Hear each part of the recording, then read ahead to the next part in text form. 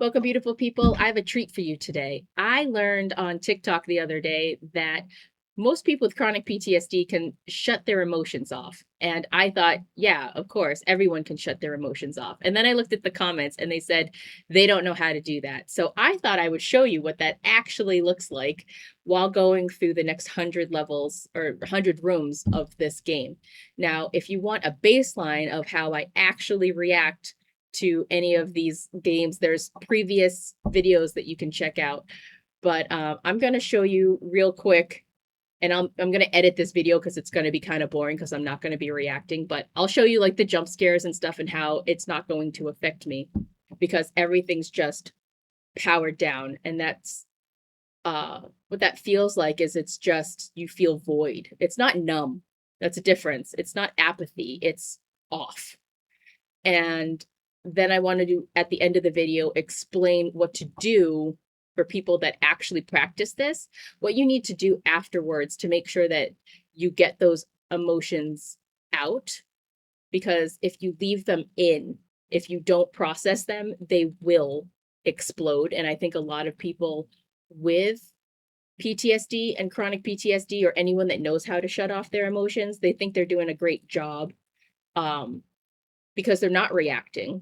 And that's great because they're so used to being anxious or depressed or having all of these inputs all the time that it's almost a relief when you can't feel anything anymore or nothing's impacting you. But it actually is, it's a detriment to your nervous system. And I'll go over that at the end. But anyway, what you're going to see is I'm going to push this button. We'll go to the first room and then you're going to see me power down. Like the life just kind of drains from my eyes, and then I will make a quick little video for you. Okay, let's make sure we are saved first. We still have the axe. That's good to know. Let's go. Press. All right. Whoop. Back it up. All right, and now we're going to get into the first room, and then I'll power down for you. Open. All right, ready?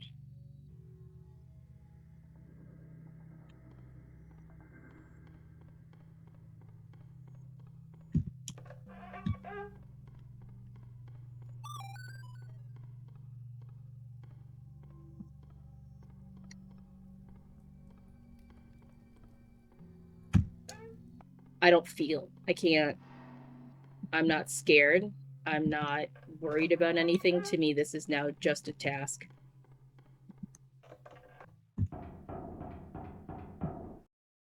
Tunnel. No notes. Not the door. This door. Note. This old place is somehow even worse than the new GL labs, although it seems to have been constructed with a much larger budget than the new lab. Nothing works quite right. I can see why it was abandoned so quickly. I wonder if there really is anything here worth salvaging. Reset.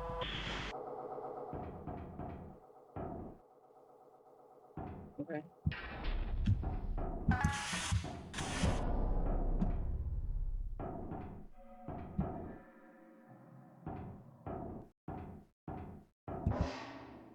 My heart rate's not racing.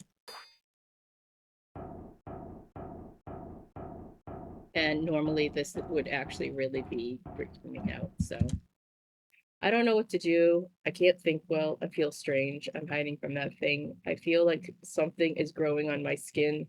I can't seem to tear it off fast enough, and I'm losing a lot of blood. You have to keep it close. It becomes something else when it gets too far away. Something I can't outrun. So I have to keep it close. So we just get close to it. Okay.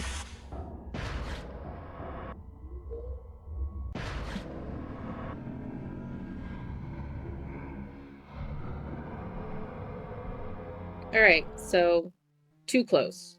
Too close. Let's try that again. But did you notice There was no jumping. There was no scare. There's nothing. I feel nothing.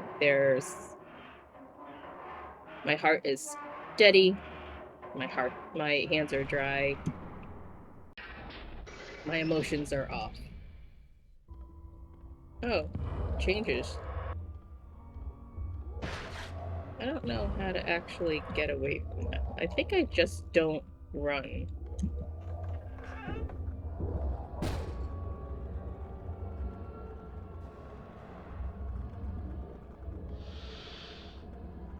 Okay.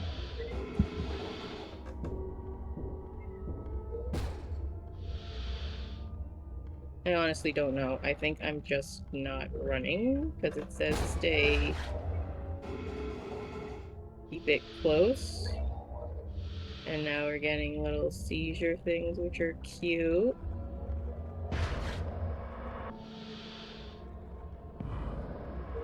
But I don't think I don't know. My life's going down though, so I'm assuming it's not going well. Now you have nothing to fear. Now you have nothing to think. It's much less easier than trying to think.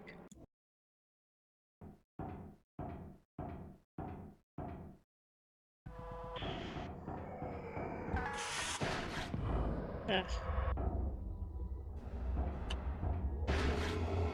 I don't know where I am. I'm gonna die. There you are.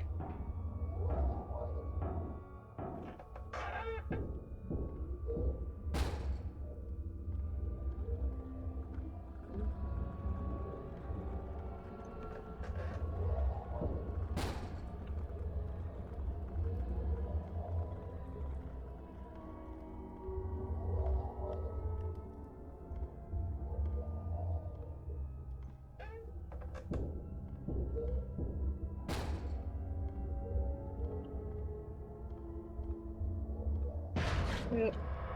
I got confused. Straight back.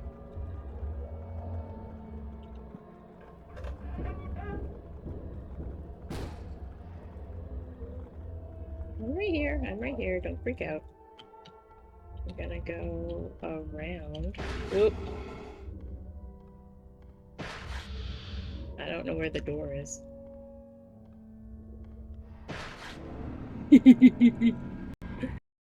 All right.